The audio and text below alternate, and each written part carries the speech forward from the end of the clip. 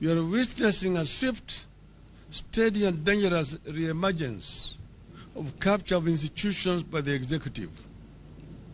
The judiciary was the first to willingly give in to Ruto.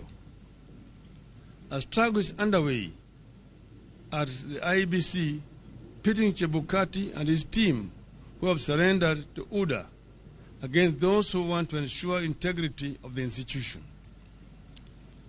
The capture is now being extended to our two houses of parliament.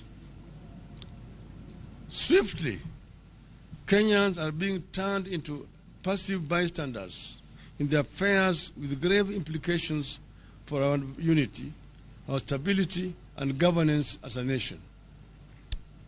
The Ruto administration is taking us back to the state of affairs last witnessed in the Nyayo regime of the 1980s.